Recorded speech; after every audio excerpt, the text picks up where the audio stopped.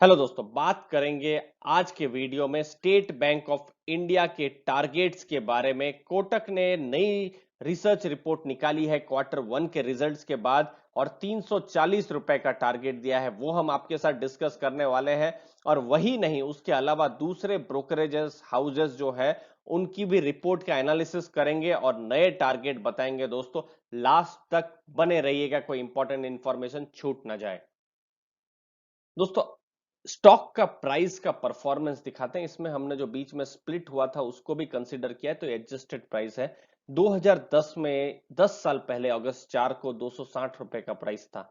5 साल पहले ही आप देखिए अगस्त 7 2015 280 का प्राइस था। और पिछले साल जुलाई के महीने में जुलाई 18 की हमने डेट ली है, 373 रुपया का स्टॉक प्राइस था दोस्तों।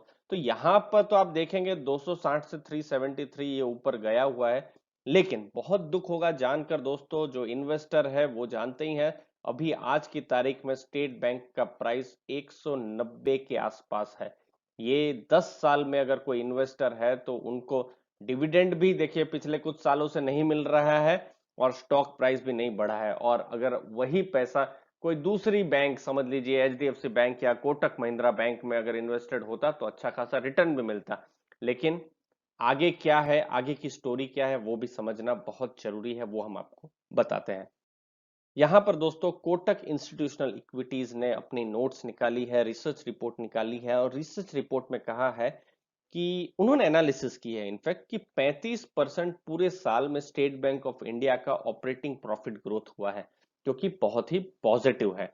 अब retail book should hold up better, इसका मतलब यह है दोस्तों कि मोरेटोरियम है, आपको भी पता है। अब मोरेटोरियम के समय में ऐसा डर है कि बहुत सारी जो लोन्स है एनपीए में चली जाए। तो अगर ऐसा होता है तो रिटेल में भी एनपीएस होंगे, लेकिन जितना एक्सपेक्टेशन है उतना शायद नहीं हो, ये नोट में वो कहते हैं। और तीसरी इंपॉर्टेंट चीज कहते हैं कि जो कोविड का जो इम्पैक्ट है, ऐसा सबको पता है कि खराब इम्पैक्ट ही है, अच्छी चीज तो नहीं है। पूरे देश में लॉकडाउन है, आज भी कहीं कहीं पर लॉकडाउन है दोस्तों। हाँ, इकोनॉमिक एक्टिविटी, बिजनेस एक्टिविटी एकदम कम हो रही है, लेकिन जितना एक्सपेक्ट किया जा रहा है उतना खराब चीजें नहीं होंगी। तो इसीलिए कोटक इंस्टीट्यूशनल इक्विटी ने नया टारगेट लाए हैं 340 रुपए का। अगर मैं 190 या मैं 200 रुपए को भी अगर मैं बेस पकड़ूं अप्रोक्सीमेटली, तो भी 70% स्टॉक का प्राइस ऊपर जा सकता है। लेकिन ये तो सिर्फ कोटक का कहना है, बाकी ब्रोकरेज हाउसेस के क्या नोट्स हैं वो समझना जरूरी है और उनके क्या टारगेट्स हैं वो भी समझना जरूरी है। वो भी आपको बताते हैं ताकि आपके पास हर तरीके से व्यूज मिल सके। अब दोस्तों दूसरे ब्रोकरेज हाउसेस के अलग अलग नोट्स हैं, हम आपको बता रहे हैं। ये देखिए, एक चीज है यहां पर कि बेटर देन एक्सपेक्टेड मार्जिन्स है, अच्छे रहे हैं। मोरेटोरियम जितना सोचा जा रहा था उससे कम है, जो कि अच्छा है। 9.5%, 9.5% का मोरेटोरियम है जो रजनीश साहब ने कहा है। तो ये अपना ठीक ठाक है दोस्तों, अगर आप कहें तो। Bank can navigate the current crisis well, क्योंकि स्टेट बैंक ऑफ इंडिया अपने में ही बहुत बड़ी बैंक है, गवर्नमेंट बैंक है, गवर्नमेंट का भी सपोर्ट है दोस्तों, तो ये अच्छा खासा क्राइसिस को ये झेल लेगी, ऐसा माना जा रहा है दोस्तों।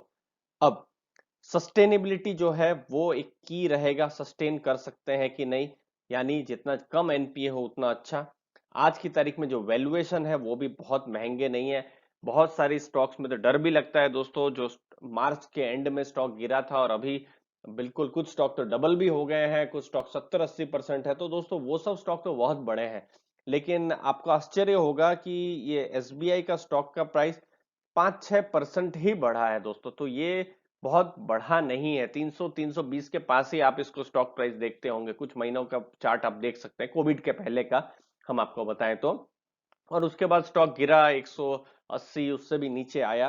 तो उस हिसाब से स्टॉक बहुत बढ़ा नहीं है। लेकिन आप रिलायंस को देखिए, रिलायंस देखिए 800-900 से सीधा 2000 तक पहुंच गया है, तो वो चीज है। बैंकिंग सेक्टर में थोड़ा सा स्ट्रेस है आज की तारीख में, लेकिन वैल्यूएशन बहुत महंगे नहीं है। लिक्विडिटी अच्छी है और डिपॉजिट फ्लो भी हुए हैं, इसको मैं ग्रीन कलर में बता दूं। इसका मतलब ये है दोस्तों, जो जो ग्राहक है, ग्राहक भी आज की तारीख में सेफ मनी ढूंढ रहा है। यस बैंक देखा ही है, दूसरी छोटी मोटी जो बैंक्स है, कोऑपरेटिव बैंक्स भी देखी है, जहां पर बैंक भी एफडी का पैसा या सेविंग अकाउंट का पैसा नहीं दे पा रही है, लेकिन एसबीआई में वो भरोसा है। और आज की तारीख में बिल्कुल लो इंटरेस्ट रेट के बावजूद भी, बिल्कुल कम फिक्स डिपॉजिट के बावजूद भी डिपॉजिट फ्लो यहां पर बढ़ा है दोस्तों।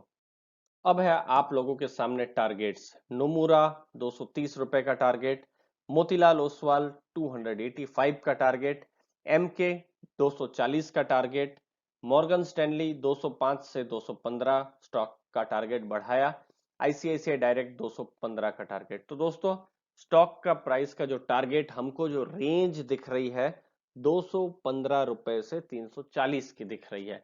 दोस्तों ये ट्रेडिंग के टारगेट नहीं है। ट्रेडिंग अगर आपको मुझे बताना है तो मैं अलग से वीडियो बता दूंगा जिसमें खाली ट्रेडिंग और टेक्निकल्स पर फोकस करेंगे। दोस्तों अगर आपको उसमें इंटरेस्ट है तो जरूर कमेंट बॉक्स में बताइए।